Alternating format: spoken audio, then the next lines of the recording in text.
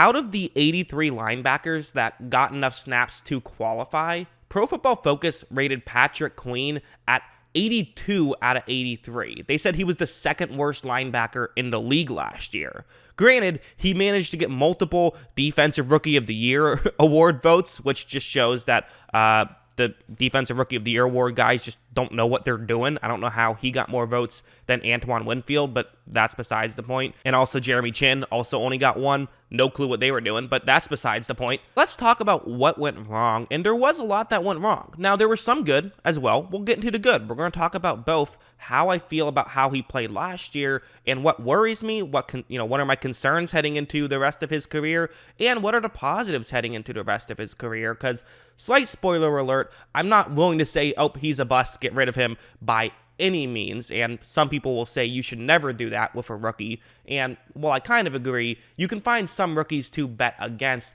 I'm not quite sure I'm at that point yet for Queen. Anyways, time for film study. Let's start off with this play. So it's going to be a man coverage play, and you see the route that he's going up against. This is a simple route.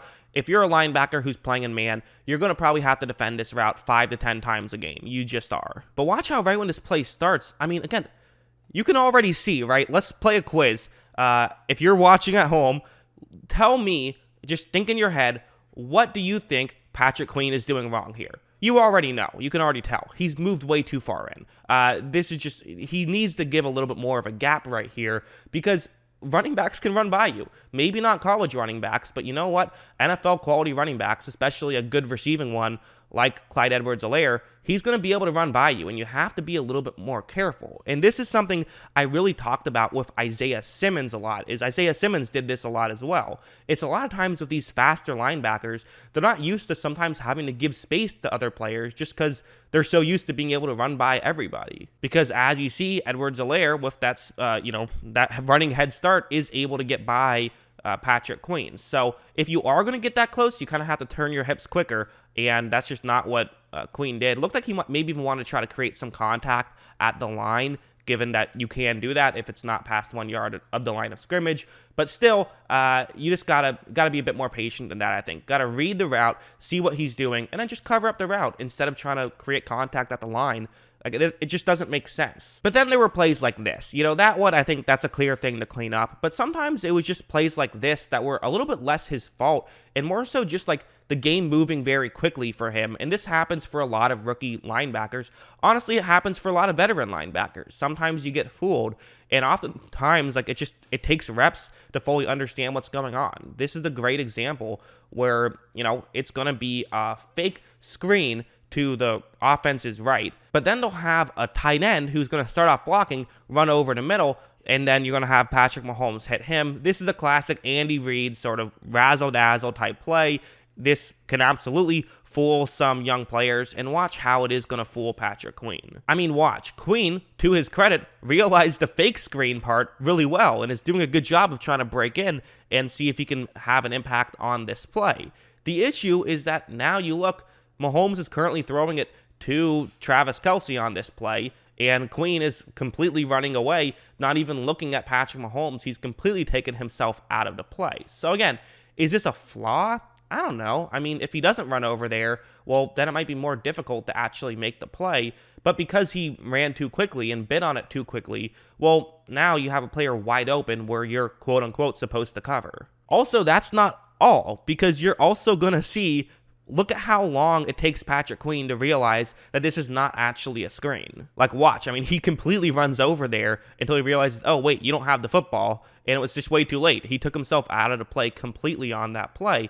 And again, that's just a little welcome to the NFL type play. You're going to have to learn stuff like that. You're going to have to find the way to make the correct read, even when it's really difficult to. So that's what separates the bad linebackers from the great ones. It's usually not just physical skill.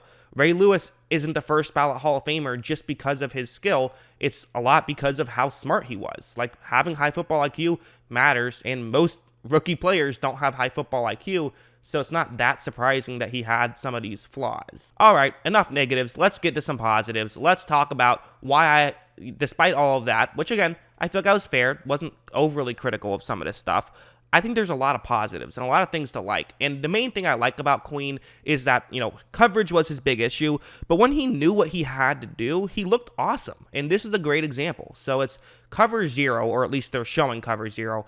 A couple players are going to drop back, but it looks like cover 0. And so for Joe Burrow, he has a quick route. He's just going to throw it there, try to get some yards that way. And the person in charge of covering that route is going to be Patrick Queen. And this is a 3rd down and 10, which is why every player is playing so far off. Because all you got to do is make a quick tackle and you're good. And watch how right when this play starts, Queen does a great job. He's patient, but then he runs in and makes an immediate tackle. That's really good stuff by Queen, and he is capable of doing that. Again, he might sometimes get lost, he might get overly fooled, and it can be a bit aggressive. But when he's breaking and he knows what he can see, well, that's why you have to look out. That's why people were so high on him when he got drafted, is because he is physically capable of doing that stuff. He just has to make sure he breaks at the right time. And, also something like this, where what's going to happen on this play is it's man coverage right here. So this is going to be man coverage. He's covering the halfback. And watch how he's able to do this actually really well. When Mahomes takes a snap, he's just completely covering Clyde Edwards-Helaire this whole time. Maybe Mahomes could have tried to make a throw at some point, but I feel like there's a really low separation, and I think Queen could have found a way to knock it away. So again, you see the flashes, right? And that makes you realize he's physically capable of this stuff. It's more so, can he just get the reps in and, become a smarter player and sort of know when to do this at the right time. Personally, I think it's a lot easier when Baltimore's playing man. You can have Queen just kind of be the middle linebacker who kind of takes away the middle of the field, or he rushes in and tries to get a sack, does that kind of stuff. You see Tampa Bay have success with Devin White, another guy who struggled as a rookie in coverage, but you could find ways to have him be effective that way. So typically, when a guy has the kind of rookie season that Queen has, they end up being good the next year.